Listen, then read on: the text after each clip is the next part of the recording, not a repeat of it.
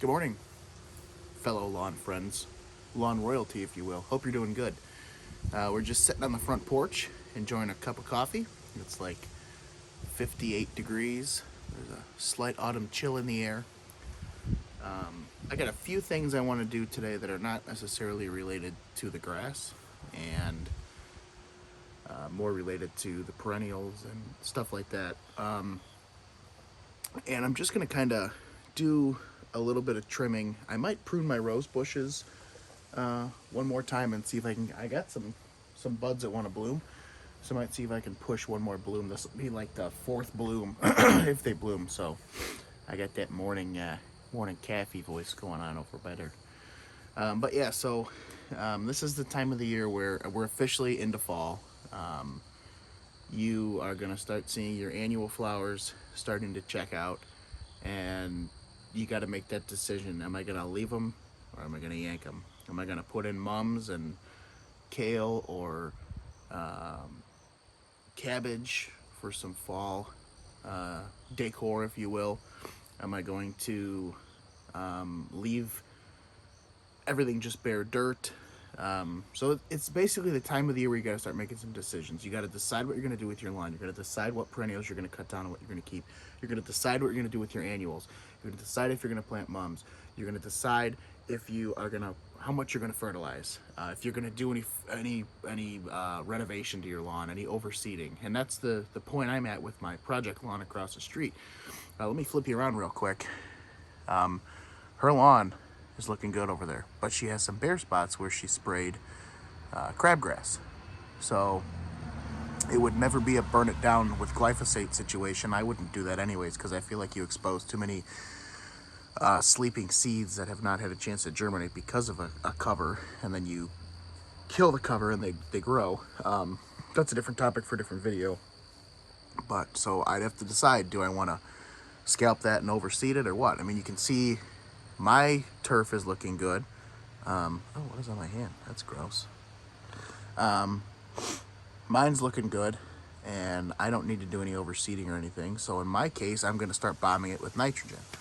So I guess that's going to be the point of this video. Is it's going to be a little longer because we haven't chatted as much as of late. It's going to be a little more, maybe a little more of me talking and a little less of me doing things. But I'll show you what I'm going to do with the few things I need to do with the perennials today. And then I got to figure out, over there is a sedum. And as you can tell, it's kind of laid out. Something either sat on there or something happened. But those are normally really strong. Unless that one just got so big that it kind of fell in. I may have to tie that one a little bit. But you can see I've planted a mum. Well, I didn't plant. I bought a mum.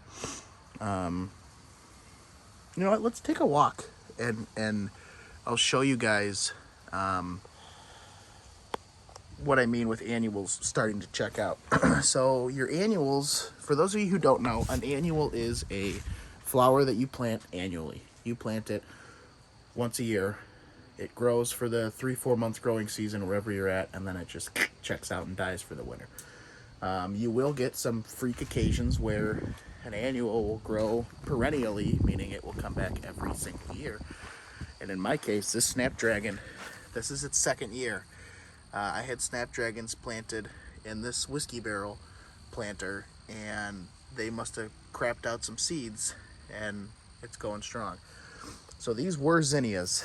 This is an example of a plant that is checked out for the season. It'll kind of start like this, where you'll get some green and you'll have a little bit of red, and then it just looks like that. So what happens is it'll die from here back. It's wanting to send up some new life, but the problem with that is that the days, that's nice, so prevalent and prominent, the days are getting shorter, which means you have less sun, which means that you cannot photosynthesize if you're the plant, and you cannot produce enough food to grow. So this is a prime example of a annual that is donezo. I'll probably yoink this out today. Now this is an example of an annual that is on its, I call it like it's I don't know, its final hurrah. So these are wave petunias, And this is one of my favorite varieties. And what has happened is it is growing super strong. I mean, to the point where these are my accent plants. This is a vinca vine, and look at this. Oh shit, I just broke it. I mean, it goes all the way under this chair. This is outrageous. Would you just look at it? I mean, this is crazy. Look at that. Would you just look at it? So this is an annual that's enjoying life. And wave petunias, they love the sun. You really got to keep them watered. You don't need to deadhead them, but they'll just keep rocking and rolling. Let me grab my Corfy and, excuse me, move along. Ugh. So what I do with this stuff is I just leave it for the winter. And I'll probably, I don't know, I'll probably cut it back so it doesn't grow over the sidewalk for snow blowing. But with these, I cut these off right about this time, because what happens is these will drop seeds like that one did, and these will reproduce like gangbusters. So if you don't want these wild chives, decorative chive, ornamental chive, whatever you want to call it, to reproduce, then I strongly suggest that you go ahead and you cut off just those seed heads. So this big leafy stuff, this is heuchera. Heuchera!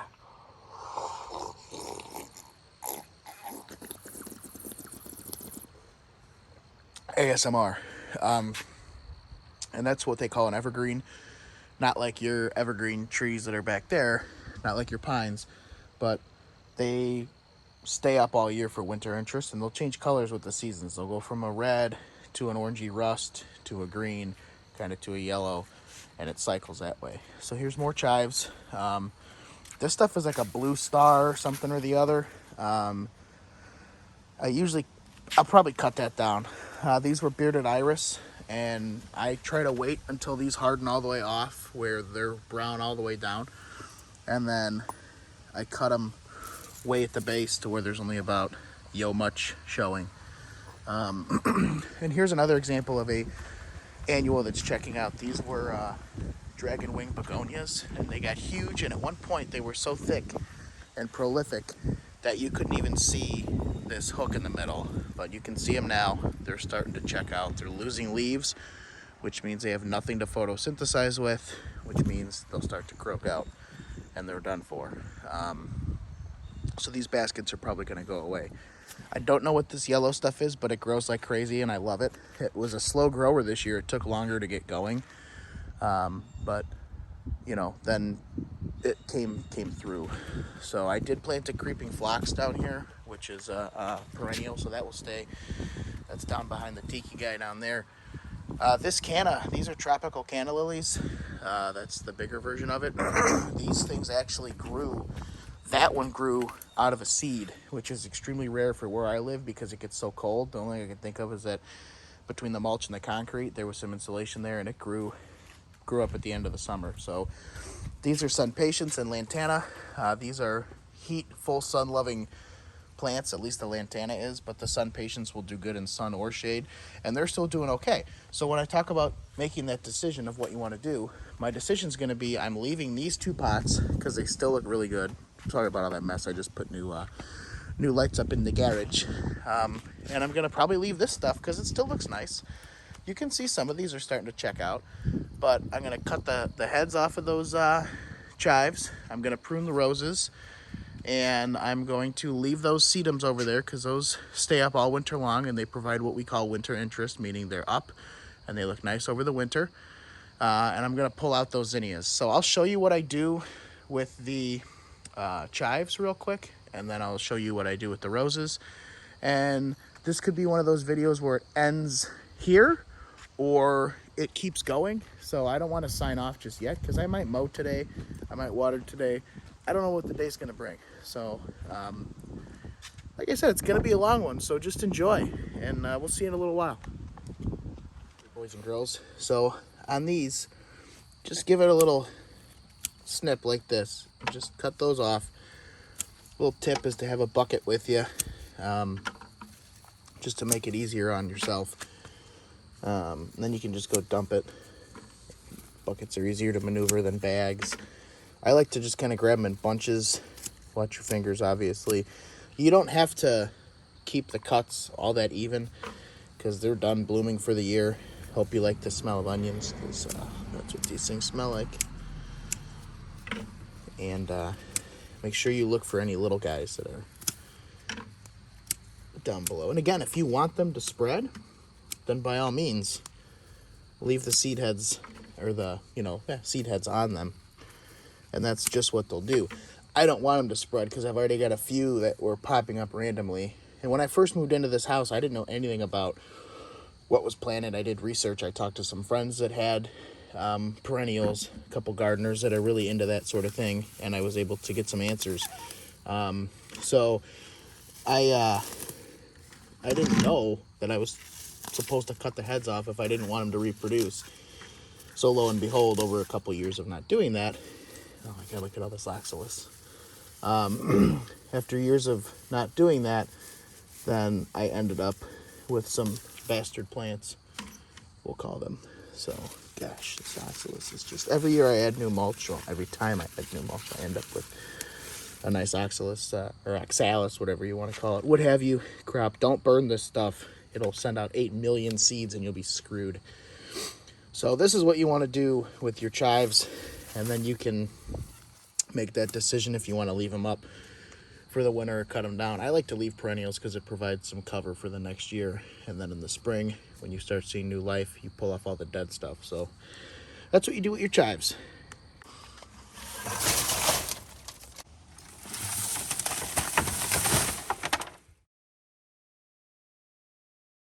All right, so real quick, when it comes down to pruning roses, you go by the 5-leaf rule.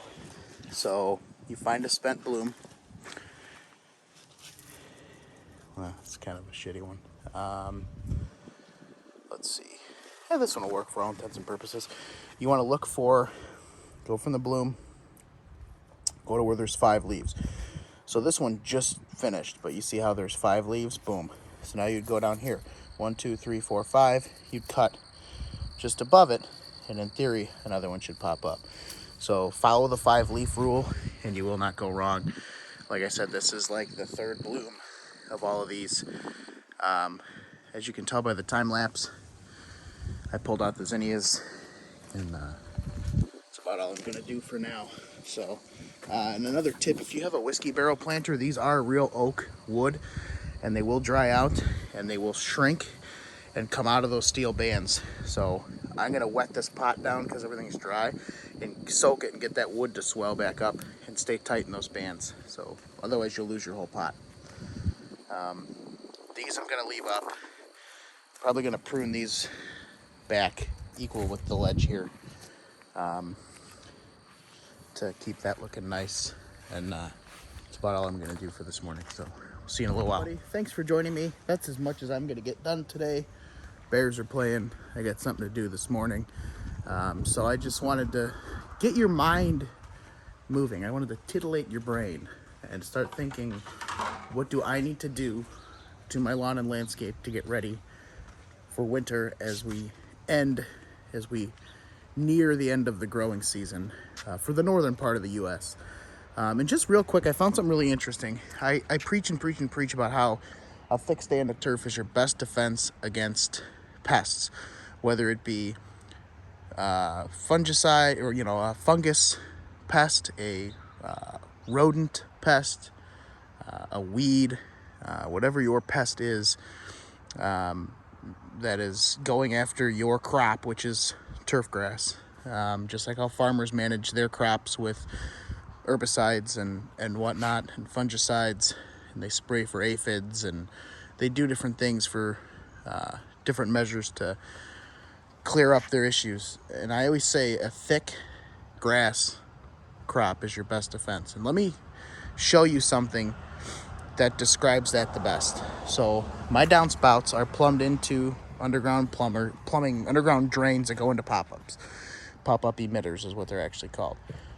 My grass got so thick that I lost sight of one of my pop-ups. As you can see, I was rooting around trying to find it. This was the whole spring and summer's worth of growth. Look at this. But you just look at it, that just goes to show. I mean, look at how thick that grass is around there. Imagine if there was damage here, whether it be from grubs, sod webworm, whatever. Good cultural practices, proper mowing height, proper mowing frequency, proper watering fruit. What's up, bruh? Proper watering, nature aerators, proper watering amount and frequency, proper fertilization, feeding will create a dense, thick, lush carpet of turf that will, I mean, it overgrew an inanimate object. It overtook a plastic pipe and completely, I mean, it wove a basket, if you will, around it. So that just goes to show, if you have a good turf crop, it will withstand anything. And if something does penetrate your armor, so to speak, whether it be a vole, whether it be a mole, a skunk that's digging up your lawn at night, it'll recover. It'll recover. That's proof. If you wake up one morning in spring and all the snow is gone and your lawn is full of vole damage, don't panic. Water it. Bomb it with nitrogen in the spring. Mow it. All those things will promote. You mow, it promotes the plant to repair and replace what you cut off, making it stronger still. So just that goes to show that it'll recover. It'll do its thing. It will spread the way it's supposed to. So thanks for all your support. Any new subscribers, welcome to the channel. Tell your friends about it.